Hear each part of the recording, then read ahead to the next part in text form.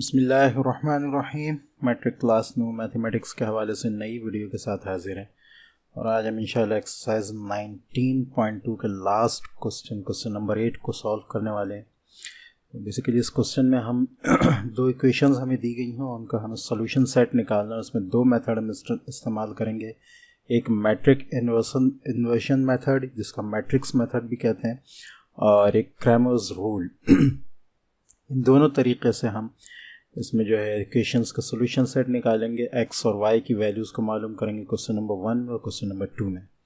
तो देख लेते हैं कि इसका सोल्यूशन कैसे है। तो ये आपके सामने क्वेश्चन नंबर 8 का फर्स्ट पार्ट आ रहा है, 2x + 3y = 14 - 4x + y = 28।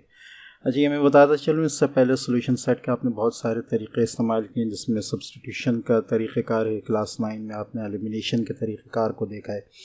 ठीक है, तो ये भी एक तरीक़ा है कि जिसके ज़रिए हम दो इक्वेशंस जो हमें दी गई होती हैं उनका हम सोल्यूशन सेट निकालते हैं। एक क्रैमर्स रूल कहलाता है और एक मैट्रिक्स इन्वर्जन मेथड कहलाता है। तो पहले हम मैट्रिक्स इन्वर्जन मेथड को डिस्कस करेंगे।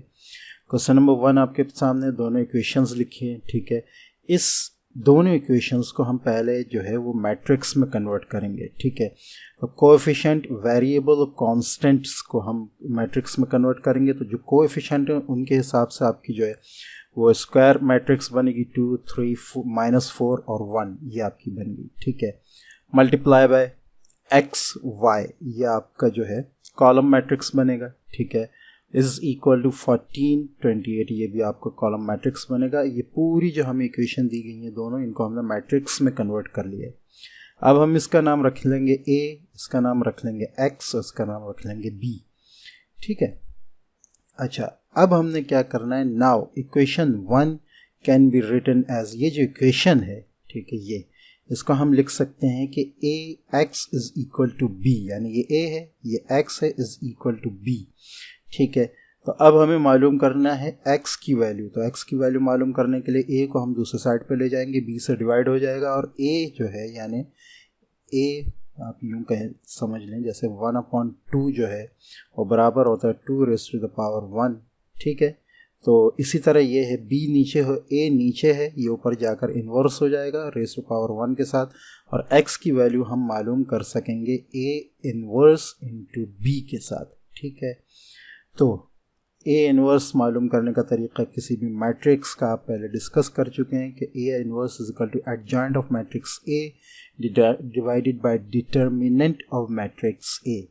यही तरीक़ेकार आप इस्तेमाल करेंगे। ये पूरा फार्मूला यहाँ आपने पहले मैट्रिक्स में कन्वर्ट कर लिया और इसको आपने फार्मूले के हिसाब से लिख लिया। अब पहले आप डिटर्मिनेंट ऑफ a मालूम करेंगे। बहुत आसान तरीका है, ज़्यादा मुश्किल नहीं है। अगर आपको ये क्वेश्चन में आए कि भाई आपको कई तरीके आपको दिए जाए और उनमें क्रैमर्स रूल या मैट्रिक्स मेथड अब भी कभी ऑप्शन हो, तो ये ज़्यादा बेहतर होगा कि आप मल्टीप्लिकेशन वगैरह लेने के बजाय आप इस मेथड के ज़रिए, मैट्रिक्स या क्रैमर्स रूल के ज़रिए जो है वो करें। ये ज़्यादा आसान है निस्बतन पिछले तमाम मेथड्स के।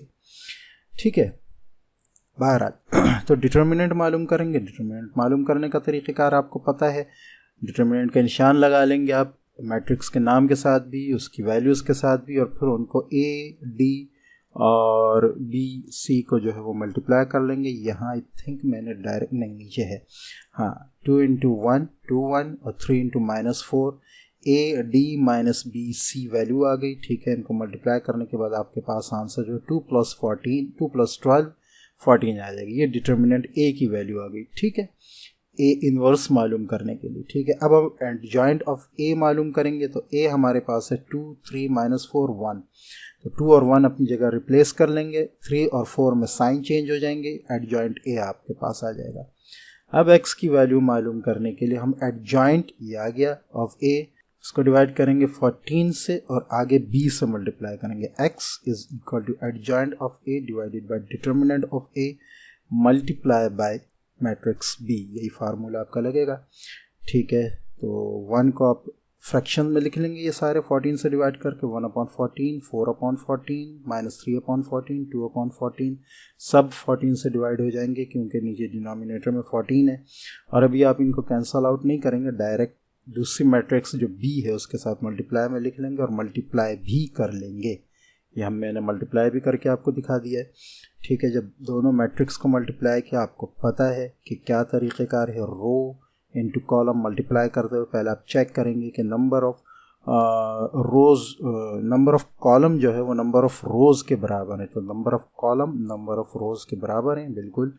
अब आप रोज़ को कॉलम से मल्टीप्लाई करेंगे, 1 इंटू 14, ये इससे मल्टीप्लाई होगा 14 से। ठीक है, ये आ गया।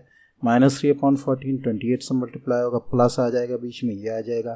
फिर 4/14 14 से मल्टीप्लाई होगा ये, और प्लस होके 2/14 28 से। तो यहाँ आपके पास ये दोबारा जो है वो कॉलम मैट्रिक्स आ जाएगी। ठीक है, तो x is equal to x और y की वैल्यू आपके पास यहाँ आ गई। तो यहाँ 14 से 14 कैंसिल होगा, 1 बचेगा, ये 1 आ गया। 14 से 28 कैंसिल, 28 14 से कैंसिल होगा, 2 बचेगा, 2 -3 और -6। यहाँ 14 14 से कैंसिल हो जाएगा, 4 बचेगा, 4 आ गया। यहाँ 14 और 28 आपस में डिवाइड होंगे, 2 बचेगा, 2 2 4 आ जाएगा। 1 - 6 आपके पास आ जाएगा -5, और y के आगे आपके पास 4 + 4 8 आ जाएगा। तो सॉल्यूशन सेट आपके पास आ जाएगा x is equal to -5 and y is equal to 8। ठीक है, बहुत आसान तरीक़ेकार है। ठीक है, पहले आपने मैट्रिक्स में करना है, उसके बाद फार्मूले का जिक्र करना है, डिटर्मिनेंट आप मालूम करेंगे, एडजॉइंट मालूम करेंगे, डायरेक्ट डिवाइड आउट कर देंगे, बस। Cramer's rule. ठीक है, क्रैमर्स रूल को इस क्वेश्चन में हम देखते हैं। तो सेकंड क्वेश्चन हम जो है वो पहले मैट्रिक्स मेथड से करेंगे, उसके बाद क्रैमर्स रूल से करेंगे। ठीक है, तो क्रैमर एक मैथमेटिशियन था, उसने ये रूल ईजाद किया था। 2 इक्वेशंस जब आपको दी जाएंगी तो पहले कोफिशिएंट्स को आप a का नाम दे देंगे, और पहली इक्वेशन के a को a1, दूसरी के a2। दूसरे कोफिशिएंट को आप b का नाम दे देंगे b1 b2, और कॉन्स्टेंट्स को c का नाम दे देंगे c1 c2। तो ये आपकी कंपेयरिंग के बाद ये आ जाएगी। ये आप इस लिहाज से आपके पास a1 आ जाएगा 2, a2 आ जाएगा -4, a3 b1 आ जाएगा 3, b2 आ जाएगा 1, c1 14, c2 28।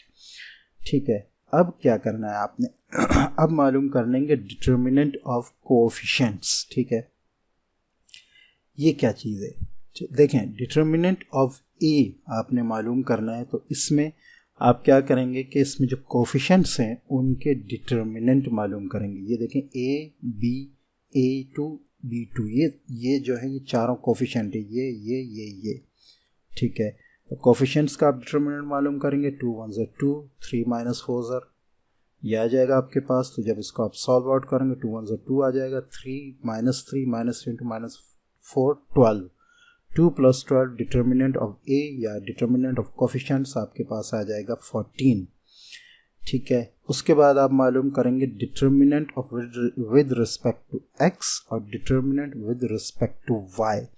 इसमें क्या करेंगे आप, ये जो आपकी वैल्यूज़ आ रही हैं, जब आप x के मुताबिक मालूम करेंगे determinant with respect to x, तो x की वैल्यूज़ में कांस्टेंट डाल देंगे और y की वैल्यूज़ आप रहने देंगे। जब y से मालूम करेंगे तो y की जगह पे कांस्टेंट की वैल्यूज़ डाल देंगे और x की वैल्यूज़ रहने देंगे। आपको समझ में आ रहा होगा, जैसे यहाँ है, ये डिटर्मिनेंट ऑफ x के हिसाब से है, तो यहाँ से a हट गए हैं, दोनों c आ गए हैं। ठीक है, और डिटर्मिनेंट ऑफ y के लिहाज से यहाँ से b हट गए हैं और c आ गए हैं। आई होप ये आपको समझ में आ रहा होगा। ठीक है, अब ये दोनों डिटर्मिनेंट आप निकाल लें। ठीक है, तो ये तो पहले निकल गया। इसमें जब हम डिटर्मिनेंट निकालेंगे 14 × 1 और -3 × 28, तो 14 1 14 आ जाएगा, 3 28 84 आ जाएगा। माइनस करने के बाद आप determinant with respect to x आपके पास -70 आ जाएगा। y के हिसाब से डिटर्मिनेंट जो है 28 आपके पास आ जाएगा 56, और 14 4 -4 आपके पास आ जाएगा -56, और माइनस प्लस हो जाएगा 56 + 56 आपके पास 112 आ जाएगा। तो 3 वैल्यूज़ आ गई आपके पास, एक तो determinant of a, determinant of coefficients, फिर determinant with respect to x। ठीक है, ये आ गया ऊपर आपके पास, और determinant with respect to y। Now according to Cramer's rule, Cramer rule क्या है कि x की वैल्यू आपको मालूम हो जाएगी जब आप determinant with respect to x को डिवाइड करेंगे डिटर्मिनेंट ऑफ कोफिशिएंट से, और इसी तरह y की वैल्यू आपको मालूम हो जाएगी जब आप determinant with respect to y को डिवाइड करेंगे डिटर्मिनेंट ऑफ कोफिशिएंट से। तो सारी वैल्यू आपके पास मौजूद है। यहाँ -70 का 14 से डिवाइड करेंगे, -70 ये ऊपर है और 14 ये रहा। इसी तरह 112 को 14 से 112 ये रहा और 14 ये रहा। तो यहाँ आपके पास आ जाएगा -5 x की वैल्यू, y की वैल्यू आपके पास आ जाएगी 8। यही आपका सोल्यूशन सेट है। ठीक है, क्वेश्चन नंबर 2 में आपके पास मैट्रिक्स मेथड आ रहा है। ठीक है, मैट्रिक्स मेथड हम करते हैं, लेकिन यहाँ थोड़ा सा अरेंज करना होगा। ये देख लें, ये चूंकि x यहाँ है पहले और यहाँ x बाद में, तो इसको हम अरेंज कर लेंगे। x की वैल्यू इधर ले आएंगे, y वैल्यू इधर। तो ये आपके पास मैट्रिक्स मेथड शुरू हो रहा है। ठीक है, क्वेश्चन नंबर 2 में तो x इधर आ गया, y उधर हो गया, ये आपके पास आ गई। इसको हम पहले मैट्रिक्स में कन्वर्ट करेंगे तो कोफिशिएंट्स आपके पास आ जाएंगे 2 4 3 2, ये 2 -4 2 -4 3 2। ठीक है, और x y वेरिएबल आ जाएंगे, -12 और 0 आपके पास कांस्टेंट आ जाएंगे। इनको मैट्रिक्स में जब हमने कन्वर्ट किया तो ये मल्टीप्लाई हो रहा है इसके, और ये आपका आंसर आ रहा है। ठीक है, इसको हम a कह लेंगे, इसको हम b कह लेंगे, इसको x जैसा पहले किया था। ठीक है, तो इक्वेशन हमारे पास आ जाएगी ax is equal to b। ठीक है, x is equal to a इधर आ जाएगा, b अपॉन a, और a को हम इन्वर्स कर लेंगे, a इन्वर्स इंटू b, जहाँ a इन्वर्स की वैल्यू आपके पास adjoint a upon determinant a आ रही है।